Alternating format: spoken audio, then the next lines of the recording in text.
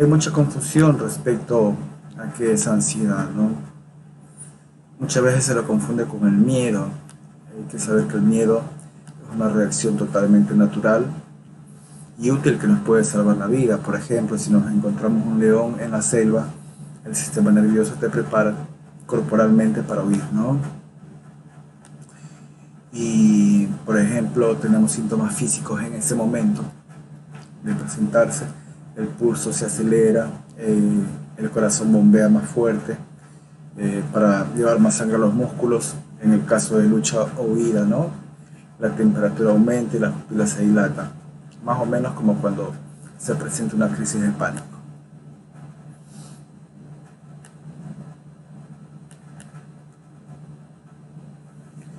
Bueno, entonces, ¿qué nos queda cuando nos enfrentamos con una situación de riesgo que nos genera miedo?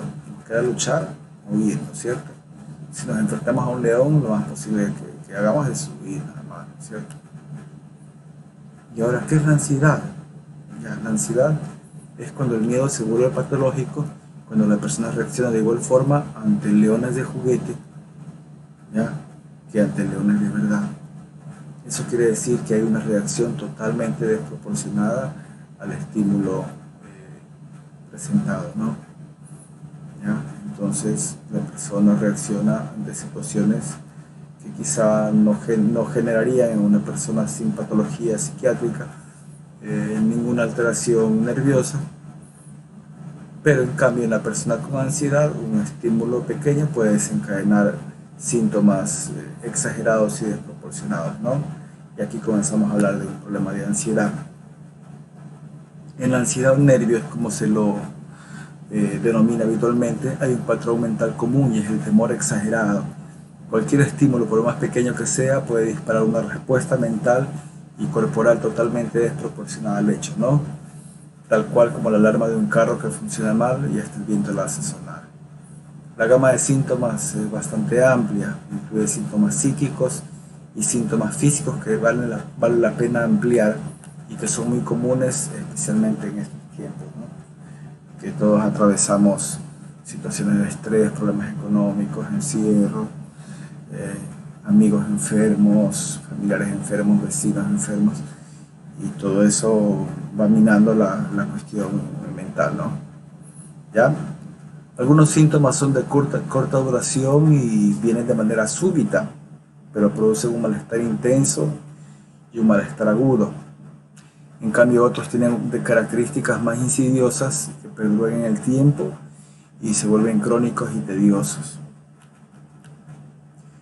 En cuanto a los síntomas, a ver, la ansiedad la podemos dividir, como les digo a los pacientes, en dos tipos de síntomas, los psíquicos y los físicos.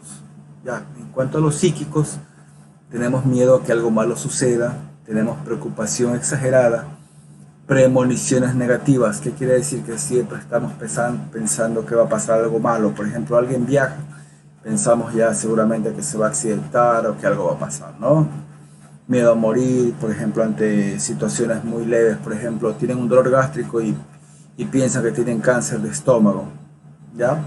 Miedo a quedarse solo. El miedo a quedarse solo se da principalmente en personas que consciente o inconscientemente tienen miedo a la muerte, tienen miedo a tener una descompensación física y que no haya nadie que nos auxilie. También tenemos miedo a las multitudes, a los animales, hay fobias varias. También en lo mental tenemos muy frecuentemente irritabilidad, inquietud, imposibilidad de relajarse, insomnio, pesadillas, ideas obsesivas. También tenemos los síntomas físicos. Entre los síntomas físicos más comunes tenemos la taquicardia. ¿Qué significa taquicardia? El corazón se acelera. Tenemos muy frecuentemente acompañado de esto el temblor, opresión de pecho, falta de aire, sudoración, frialdad de las manos, hormigueos, desfallecimiento, debilidad extrema. Cuando se presentan de forma abrupta y producen la sensación de muerte inminente o de que algo muy grave va a pasar,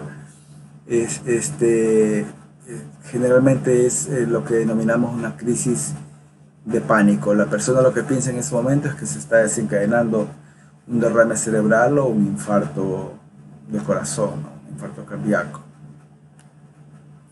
No es infrecuente también la boca seca, dolor de cabeza, dificultad para tragar, dolor de barriga, diarrea, vómito, visión borrosa, zumbidos, dolor de espalda, dolor de cabeza, a los que no se le encuentra ninguna explicación, porque generalmente el paciente cuando llega al psiquiatra llega con tomografías de columna, con resonancia magnética de cerebro, tomografía de cráneo, etcétera, ¿no? Electrocardiograma. Pero generalmente en el ansioso no hay explicación física, digamos, para el conjunto de síntomas que presenta, ¿no? A veces los temores pueden ser muy variados. En cuanto a los temores en ansiedad, ¿no? Pueden ser sorprendentemente bizarros, miedos irracionales, exagerados, pero que no se pueden controlar. La vida está llena de situaciones buenas o malas, ¿no? Pero el paciente ansioso o casualidad que siempre piensa que van a suceder cosas negativas, ¿no? Yo digo al paciente, a ver, usted siempre piensa que pasan cosas malas en la vida, ¿no? Y es verdad, pasan cosas malas, pero también pasan cosas buenas. Pero el ansioso, en cambio, siempre pronostica cosas negativas. Entonces ahí comenzamos a ver que hay un sesgo de pensamiento, ¿no? El paciente tiene un pensamiento distorsionado. No quiere decir que esté loco, ¿no? No hay desviación del juicio de realidad, pero obviamente el pensamiento de la exageración está aquí y la realidad está acá. Un ejemplo simple: el paciente tiene crisis de pánico con taquicardia, dolor de pecho. ¿El paciente qué es lo que piensa? Que tiene un infarto. En realidad que tuvo una crisis de ansiedad. ¿Se murió? No. ¿Se internó? No, no pasó nada, ¿no? O qué sé yo, un dolor, como le decía hace un momento, un dolor de estómago. El paciente dice, oh, que tendré, será un cáncer, qué sé yo. Yo les explico a los pacientes, pero ¿por qué piensan siempre lo peor, no? ¿Por qué ir a lo peor? ¿Por qué no pensar lo más sencillo? Eso hay que trabajar con los pacientes en la parte mental, en que traten de ir racionalizando esos pensamientos, ¿ya? Que muchas veces son catastróficos y uno dice, a ver, tiene un dolor de cabeza, no quiere decir que tengan tumor, puede ser tensión, puede ser, qué sé yo, exceso de sol o deshidratación, estrés o alguna situación externa, ¿no? Que es lo más probable en comparación a pensamiento catastrófico, que es un tumor cerebral. El miedo a morir. El miedo a morir es muy frecuente y también imagínense ahora con lo del coronavirus. El miedo a morir se ha incrementado mucho, ¿no? Hay mucha somatización, el paciente comienza a presentar ya dolor de garganta, de por sí como la crisis de ansiedad produce falta de aire o presión de pecho. El paciente dice, uy, estoy con el problema de los pulmones, tengo el coronavirus, qué sé yo.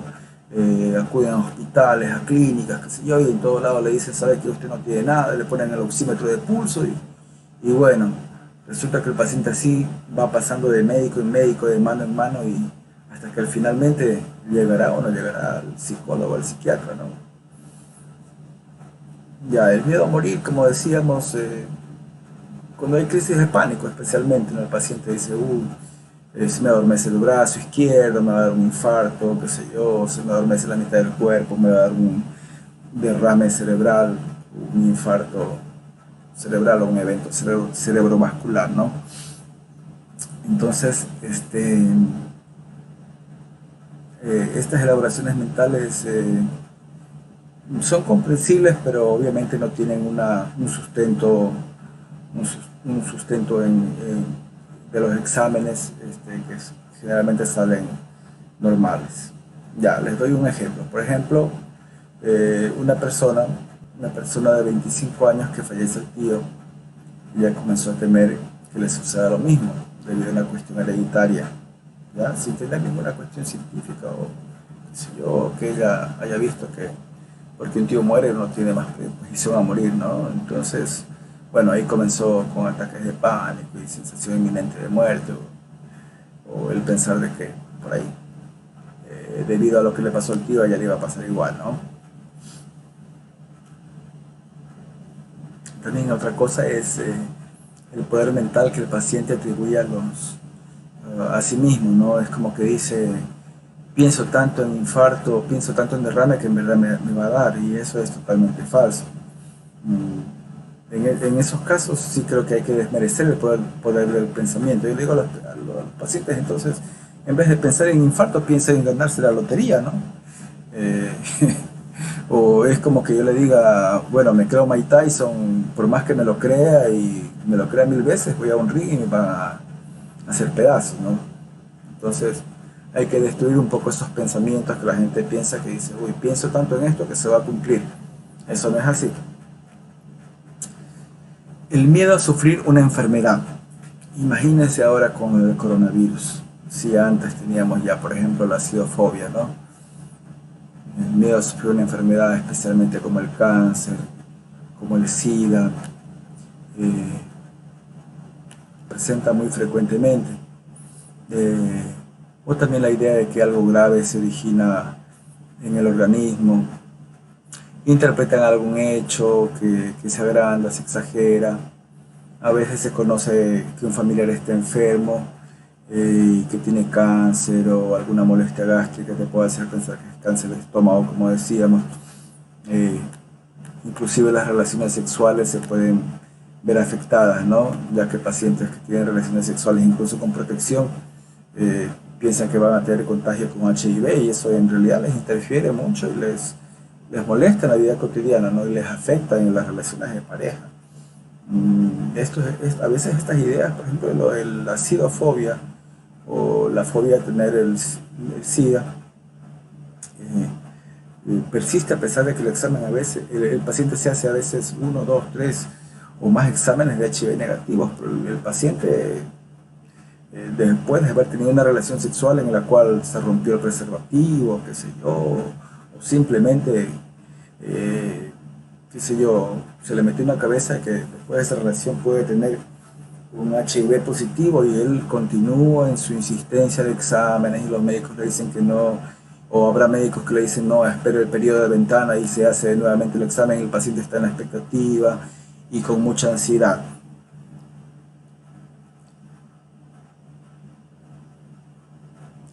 También tenemos el miedo a la contaminación, ¿no? Que es más frecuente en pacientes con trastorno obsesivo compulsivo.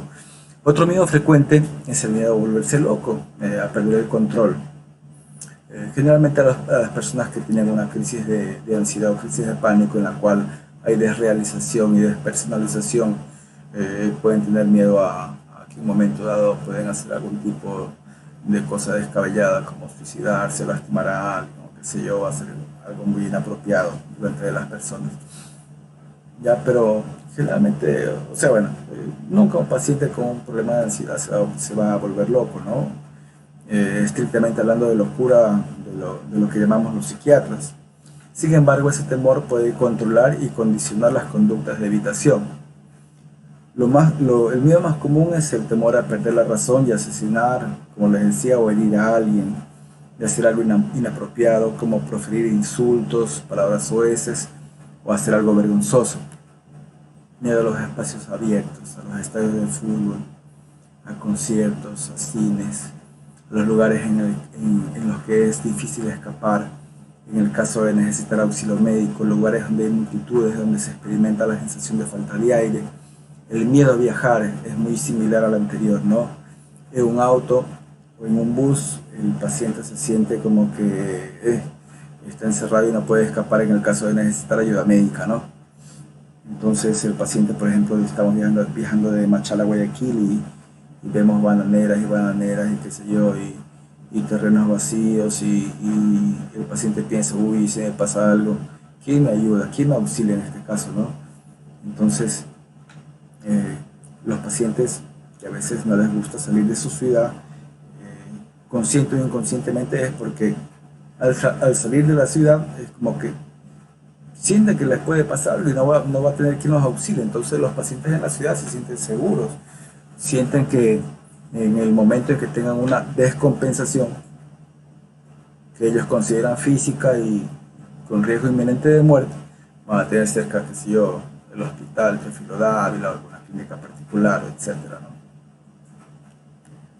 Entonces, debido a esto, la persona ve limitado su campo de acción, incluso abandona trabajos Conozco pacientes que han dejado el trabajo más de 2 años o 3 años o han abandonado estudios o se aíslan en su casa y obviamente la depresión y la ansiedad van de la mano y estos pacientes que comienzan con un cuadro de ansiedad terminan en depresión por las consecuencias a lo que conlleva la ansiedad. El miedo a no poder respirar. Bueno, eso se origina en los síntomas físicos de la crisis de ansiedad, ¿no? Como la sensación de nudo en la garganta, dificultad para tragar, opresión en el pecho, falta de aire. Otro de los miedos muy comunes es el miedo a hablar en público, ¿no? Es como en este momento ahora, quizá más de una persona me vea y bueno, me siento atemorizado de qué es lo que pueden decir, qué es lo que pueden pasar, me van a juzgar, si me equivoco, si, qué sé yo, comienzo a sudar, comienzo a temblar, o qué sé yo, se me olvidan las palabras. El sentirse el centro de la atención puede acarrear numerosos síntomas físicos muy molestos y que refuerzan el miedo, y ya que son visibles a los demás, ¿no? Por ejemplo, el paciente está sudoroso y la gente lo ve, ¿no? Y esto va intensificando los síntomas. Esto puede causar mucha vergüenza y evitación en el futuro.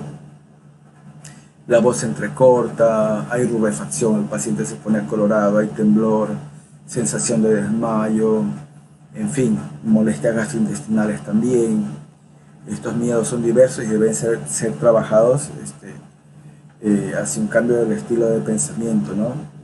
Haciendo ver al sujeto la diferencia entre lo imaginado y lo real, tratando de que la persona haga un juicio crítico de sus ideas y de sus temores, y que una cosa muy distinta puede ser lo que uno imagina y piensa y de lo que en realidad sucede.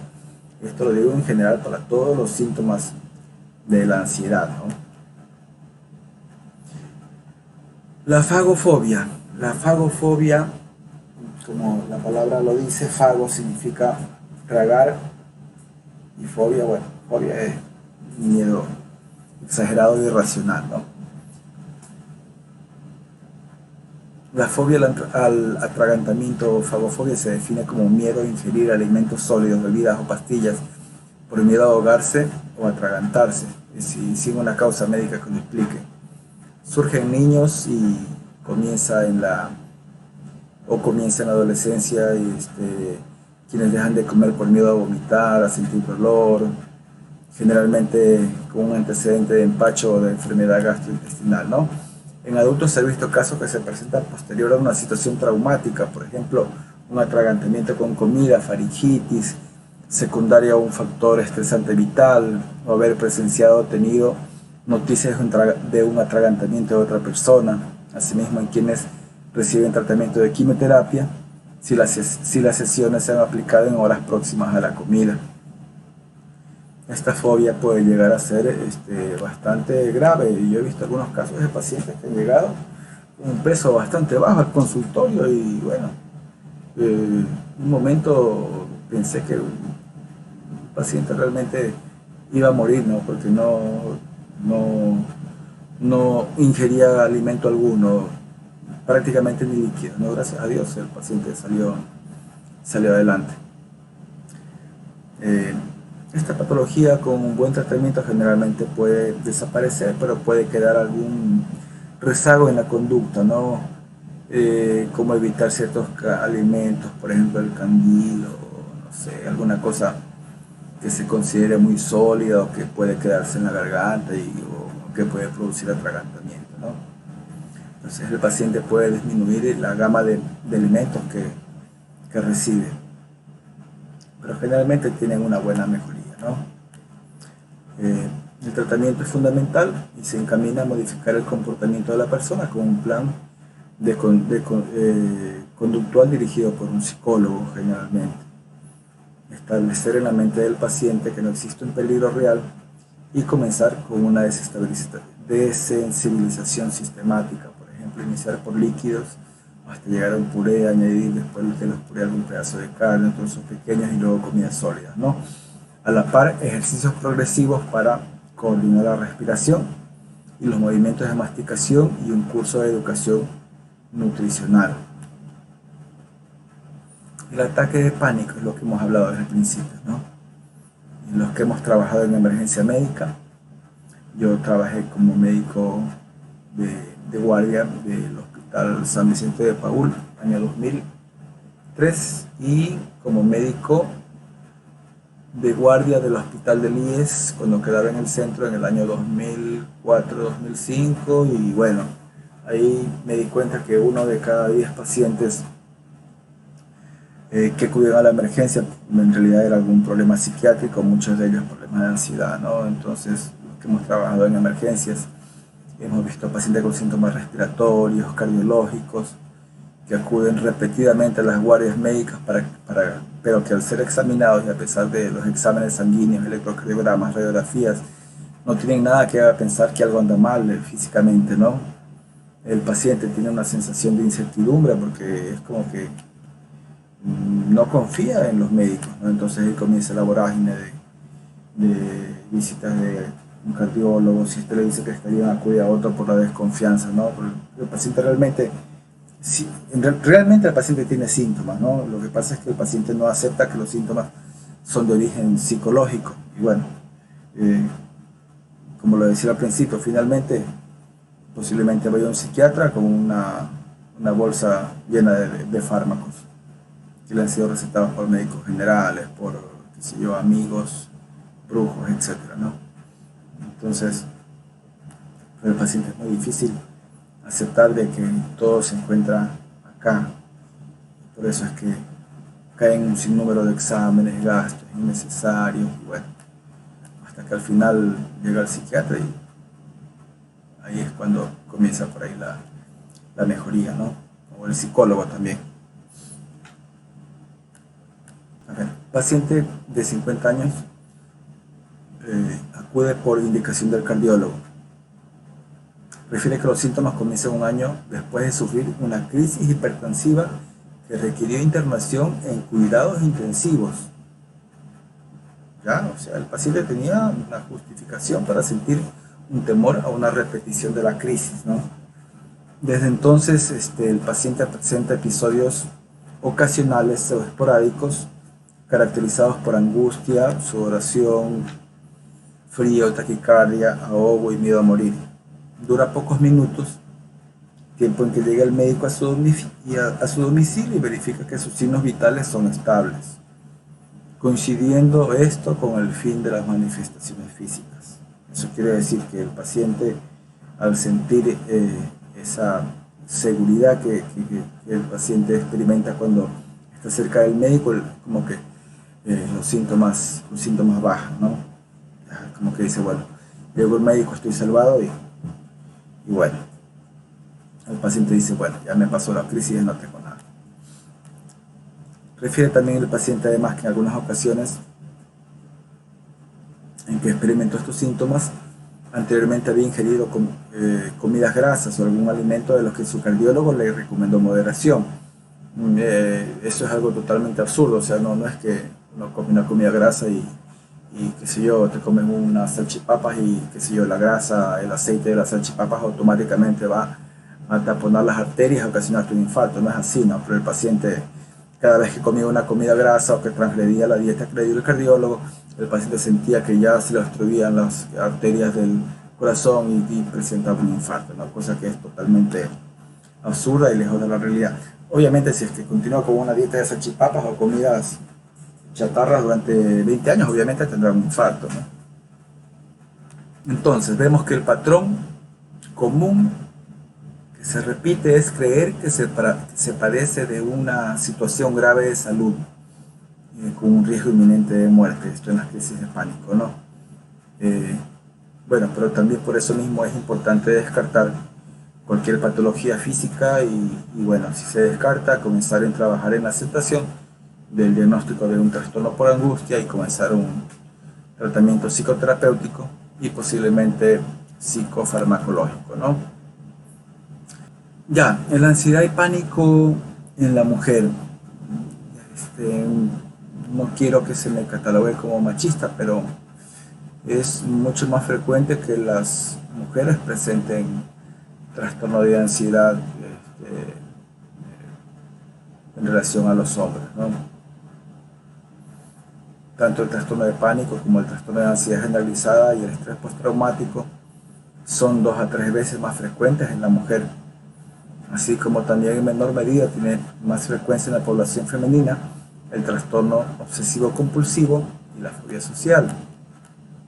Las razones para esta frecuencia más elevada están en discusión y se habla de una mayor vulnerabilidad genética, pero también se está considerando los cambios hormonales que se dan en el ciclo de la mujer y la fluctuación en el nivel de hormonas, estrógenos y progesterona, que tienen un papel muy importante en el humor y la psiquis femenina en general, ¿no? Los estrógenos facilitan la transmisión nerviosa, elevan el humor, tienen un efecto modulador y protector de las conexiones del sistema nervioso y por lo tanto mejoran la acción de los medicamentos contra la ansiedad, por ejemplo los antidepresivos. Se ha comprobado con la menopausia y la posmenopausia, debido a la disminución de la causa de estrógenos, hay mayor reacción al estrés y mayor riesgo cardiovascular. La progesterona, que es la hormona más importante del embarazo, en cambio inhibe la transmisión nerviosa y tiene una acción contra la ansiedad similar a los fármacos como el clonazepam, que es un ansiolítico, por lo cual en algunos casos disminuyen los síntomas de un trastorno ansioso en el embarazo. En el embarazo aumenta la progesterona y es muy frecuente que mujeres que padecían de crisis de angustia o de pánico disminuya esa ansiedad durante el embarazo debido al aumento de la progesterona, ¿ya? Pero al mismo tiempo que puede bajar la ansiedad, con trastornos psiquiátricos de base, los cambios hormonales influyen en la evolución y en la expresión de los mismos. Por ejemplo, en los días previos a la menstruación y en la posmenopausia son mucho más frecuentes los síntomas de ansiedad y trastornos del humor. Ya por eso tenemos también el trastorno disfórico premenstrual. Se acentúan mucho más los rasgos de personalidad y todo esto se debe a la disminución de estrógenos y progesterona. El trastorno de pánico también se suele agravar en el premenstruo y no es infrecuente que los síntomas de crisis de pánico inicien o se agraven en el climaterio, menopausia o posmenopausia. En cambio, durante el embarazo los ataques de pánico lo más común es que disminuyan o desaparezcan debido a la gran cantidad de progesterona circulante. Y como decíamos anteriormente, la progesterona actúa como un ansiolítico natural. En el posparto, en cambio, suele haber reaparición de esta sintomatología. Esto se debe a la depresión brusca y los cambios hormonales que se presentan, ¿no? ¿Ya? Y también debido al estrés de tener una nueva y gran responsabilidad, que es la de tener un hijo con una fragilidad extrema y al cual tenemos que proteger y cuidar, ¿no? También durante el embarazo pueden aparecer síntomas del estrés postraumático, quizá vinculado con antecedentes de abuso sexual o traumas en la niñez o violación con embarazo, ¿no? Aún sin una historia de trauma anterior, algunas mujeres pueden comenzar con síntomas de este trastorno, ya que pueden experimentar el mismo como una situación traumática. Hay mujeres que para el embarazo es una situación bastante complicada y lo viven como tal, como un estrés muy fuerte, como un trauma. Entonces, la valoración y tratamiento de los trastornos de ansiedad en la mujer debería incluir una evaluación de aquellos aspectos de la enfermedad de la paciente que son específicamente femeninos. Estos aspectos del género son indudablemente el resultado de diferencias genéticas, diferencias endocrinológicas, factores estresantes psicosociales que tienden a afectar más a las mujeres que a los hombres. Si se tienen en cuenta los momentos críticos de la vida, como el embarazo, posparto, climaterio y menopausia, en los que es más probable que una mujer experimente un trastorno psiquiátrico, el médico puede intervenir y prevenir las recaídas, ¿no? Disforia premenstrual. Es muy común escuchar a la gente decir, oh, está de mal humor, está en esos días, ¿no? Esa observación popular no está lejos de la realidad, ya que es frecuente que la mujer presente un conjunto de síntomas psíquicos y físicos que configuran lo que llamamos el síndrome disfórico premenstrual. Existen en la presencia de síntomas de un estado de ánimo marcadamente deprimido, marcadamente ansioso, cambios de humor marcados, pérdida del interés por cualquier actividad, que aparecen los días previos a la menstruación y desaparecen durante los primeros días de la misma. la mayor parte de los ciclos menstruales. El hecho de que desaparezca los primeros días de la menstruación es muy importante para establecer el diagnóstico y por lo tanto fundamental para iniciar los pasos a seguir un tratamiento. Conclusión: son los mismos síntomas de un episodio depresivo, con la diferencia que estos duran un episodio ansioso, un trastorno ansioso, pero que solamente duran unos pocos días al mes. Las mujeres suelen declarar que los síntomas empeoran a medida que pasan los años, pero finalmente suelen remitir con la llegada de la menopausia. Bueno, vamos a omitir el tratamiento, que en realidad no viene al caso porque no se pueden estar mencionando medicamentos en la charla, aunque creo que ya mencioné más de una vez. Eyaculación precoz, vamos con el hombre, ¿no? Generalmente los ansiosos tienen eyaculación precoz y bueno, esto puede ser muy tormentoso para la persona que lo padece, ¿no? Esto se fomenta por la ansiedad de desempeño, ¿no? El paciente se avergüenza y en la relación sexual es como que cada vez que le toca, es como que dice, uy, va a pasar lo mismo, y está con esa tensión y con esa presión psicológica encima de que va a volver a fallar, y efectivamente vuelve a fallar, ¿no?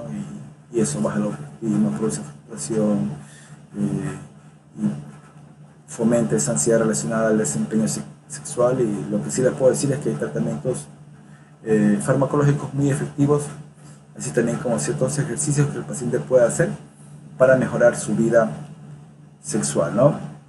¿Cuál es la explicación para los síntomas de ansiedad? Todo tiene una explicación científica, todo tiene una explicación al menos lógica, y vamos a tratar de que sea entendible para los pacientes, ¿no? La mayoría de los síntomas nerviosos se originan por una activación del sistema nervioso que llamamos sistema nervioso simpático, ¿no? El sistema nervioso simpático es el que se activa con el miedo, así como cuando hablábamos del león, ¿no? Que si nos enfrentamos a un león, se activa el simpático. ¿El simpático qué es lo que produce? Taquicardia, sudoración, hormigueos, dilatación de las pupilas. También la ansiedad de largo tiempo puede producir aumento del ácido láctico, que ocasiona contractura muscular, ¿ya? Debido a la hipocapnia. Hipocapnia es cuando el CO2 baja en el cuerpo. Por ejemplo, el paciente cuando tiene crisis de pánico respira rápidamente, respira de una manera tan agitada que barre con el CO2, o sea, el CO2 se elimina del cuerpo. Esa eliminación del CO2, esa disminución brusca del CO2 puede ocasionar mareos, debilidad e inclusive sensación de desmayo, ¿no?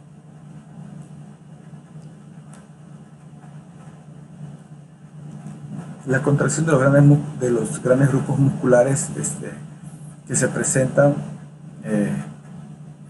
se convierten en sensaciones de dolores, espasmos, calambres, sacudidas, ocasionadas, como les decía, por el ácido láctico, ¿no?, en exceso. Vamos a otro trastorno que está incluido entre los trastornos de ansiedad, aunque es un trastorno que tiene sus características propias y quizá debería estar en un capítulo aparte, que es el trastorno obsesivo compulsivo. Generalmente los pacientes con un trastorno obsesivo compulsivo tienen manías. Hay muchas series y películas que tratan sobre el trastorno obsesivo compulsivo y que las pueden buscar. Tienen obsesiones, miedo a los gérmenes, pueden tender a caminar esquivando las rayas de las baldosas, ¿ya? Parece un poco risible esto, pero en la vida real es bastante desgastante y nada divertido para quien lo padece. ¿Ya? Como el nombre lo sugiere, tenemos dos características básicas: una las obsesiones y otra las compulsiones. Las obsesiones son las ideas intrusivas, o sea, las ideas intrusivas son ideas como que se te meten, o sea, no es como un pensamiento propio, son ideas que te vienen, ¿ya? Son como ajenas a la persona. Por ejemplo, muchas personas tienen, voy a dar un ejemplo así suelto, como una idea que se le viene de que insulta a Dios, a pesar de que la persona sea religiosa, ¿no? Pero en sí el paciente dice, no, doctor, pero yo creo en Dios, yo soy muy creyente, voy a tal iglesia, soy de tal religión, no, pero se le vienen esas cosas. Yo le digo, no es su pensamiento, es la enfermedad la que le ocasiona esos pensamientos no son suyos, ¿ya? Eso también es como una base del tratamiento, hacer entender al paciente que estos pensamientos no son parte de la psique de la persona, ¿no? Y las ideas pueden ser muy variadas, la obsesión puede ser de tipo sexual, de tipo de limpieza, de verificación de las cosas, por ejemplo, de si cerré o no cerré la hornilla de la cocina, la puerta, qué sé yo, revisar las llaves en los bolsillos, el dinero. Esas son las obsesiones. En cambio, las compulsiones es un acto mental, motor generalmente, o sea, movimiento, ya sea de manos o, qué sé yo, palabras repetitivas. La compulsión es un acto mental o motor usado para calmar la idea obsesiva. Ya, también podría ser un acto mental, ¿no? Pero esto, lo principal de la compulsión es que es una respuesta a la obsesión como para calmarla. ¿Ya? Entonces primero viene la obsesión y después viene la compulsión. Por ejemplo, tenía un paciente que tenía muchas ideas sexuales, ¿no? El chico era un chico bastante religioso, entonces él se sentía culpable por estas ideas que tenía, ¿no? Entonces él se autoflagelaba. Entonces la autoflagelación era la compulsión en respuesta a las obsesiones, imágenes de tipo sexual que tenía, ¿no? Ya, en el obsesivo es común la incertidumbre y la duda, ¿no? La duda es permanente. El pensamiento obsesivo puede consistir en un intenso malestar ante objetos desordenados, incomodidad ante la falta de simetría, miedo a la contaminación con gérmenes, imágenes intrusivas, temor de cometer un acto inadecuado en público, ser agresivo. Por ejemplo, cosas clásicas de la compulsión son el lavado repetitivo de manos, que ahora con el coronavirus se intensifica más todavía este trastorno. Verificación de actos que se vuelven incontrolables, como si cerró o no cerró la puerta, la válvula del gas, el dinero, la llave en los bolsillos. Compulsiones muy frecuentes son, por ejemplo, rezar. Hay pacientes que en respuesta a obsesiones sexuales o religiosas, la compulsión es rezar, ¿ya? Pero no quiero que se piense que estoy en contra de alguna religión o que esto es una cuestión religiosa, no. O sea, el paciente lo hace ya de una forma completamente exagerada y desproporcionada a lo que habitualmente es, ¿no? También es frecuente que el paciente cuente o repetir palabras con el simple hecho de aliviar la obsesión. Cuando las obsesiones y las compulsiones ocupan más de una hora durante el día y limitan las actividades cotidianas, ahí se comienza a denominar un trastorno obsesivo compulsivo, ¿no?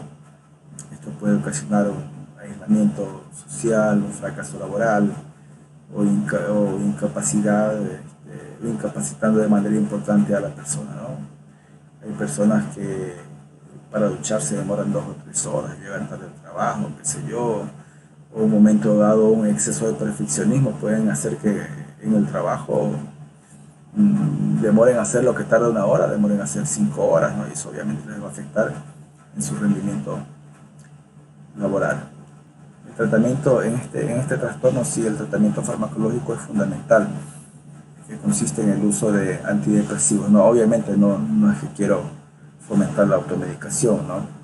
Pero el uso son antidepresivos, en realidad tienen una muy buena respuesta. Digamos que es el trastorno psicológico, menos psicológico de los trastornos. Eso quiere decir que es más susceptible a un fármaco que a la psicoterapia, ¿ya? Con psicoterapia sola, el paciente con trastorno obsesivo compulsivo muy difícilmente vaya a salir de su cuadro, ¿no? Como les decía, también insultos y blasfemias a Dios. Es muy frecuente también el temor a objetos filosos y lastimar, ¿no? La persona, qué sé yo, teme estar cerca de cuchillos, ¿no? Qué sé yo, teme estar cerca de ventanas porque piensa que se va a lanzar, piensa que va a lastimar a alguien, ¿no? Entonces, los miedos son muy variados y hay que tener un ojo clínico para realmente poder diagnosticar un trastorno obsesivo compulsivo. Bueno, por ahora creo que eso es todo. Nos quedan algunos trastornos que debemos hablar, como los trastornos disociativos, eh, el síndrome confusional, etcétera, o algunas cositas que son importantes, o el trastorno por estrés postraumático, ¿no? que mencionamos algunas veces, pero que no profundizamos. Trastorno de ansiedad generalizada, por ejemplo, pero ya quedará para otra ocasión. Es el primer video que hago. Espero que me disculpen cualquier falla que pueda haber tenido. Muchas gracias a los que me están, a los que me miran, y espero que esta información les sea de importancia. Así que hasta luego. Pasen muy bien.